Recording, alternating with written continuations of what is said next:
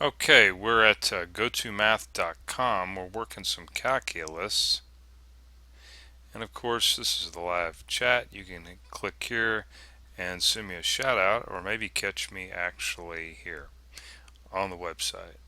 What do we got? Evaluate the limit. We're going to take the limit as x approaches 6 coming in from the left hand side of 2 over x minus 6. Did I say we're in infinite limits? I hope that's what I said, and we're in this section right here. Let's move over to the whiteboard. Let's erase that. I always forget to erase the board. Okay, we've got, what do we have? I've already limited. Okay, x approaches 6 from the left. Okay. The limit as x approaches 6 from the left of 2 over x minus 6. Yes, making sure. We want to evaluate this limit. Now in the previous section, I think we worked a problem like this, but we were finding vertical asymptotes. But really, that's what's going on. We're finding vertical asymptotes again. You should have a rough idea of what the graph looks like. Remember vertical asymptotes, if I plug a 6 in right here, we get 0 on the bottom. So we'll say that's right here. Actually, we'll use a different color. Okay. And we got a vertical asymptote here. So we're coming in from the left at 6. Question is, what's the graph doing?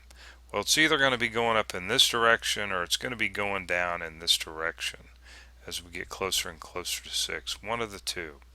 Now what you could do, if we were to say, okay, f of x is equal to 2 over x minus 6, that would be this guy here, and we were to do things like do this numerically, where we plugged in a number like 5.9, let's say, into this guy up here, and we evaluated it, right, got that number out, and then looked at 5.99. In other words, we're getting closer and closer to 6 coming in from the left. We're getting closer, and this is one way of doing this, right? And so we look at this number, and then we look at this number, and then we can do it again, and it's going to tell us, okay, this thing is increasing, and this limit is going to be going to either negative infinity or positive infinity. We can tell by just looking at this. The number here, this is going to be a negative number in the bottom, positive in the top. So positive over a negative is negative. So we know that this number on this side of the x-axis, this graph is somewhere over here. All right. Same thing here. This number is going to always be negative in the bottom, is right, as long as this is not 6. Doesn't get any bigger, 6 or bigger. Okay. So the graph looks like it's going down to negative infinity as we approach 6. So we're going to put negative infinity here. Now this tells us the behavior of the graph. Remember the behavior of the graph. Okay.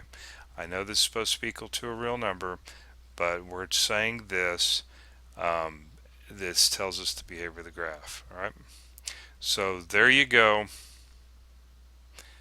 As x gets closer and closer to 6 coming in from the left, our limit is going towards negative infinity.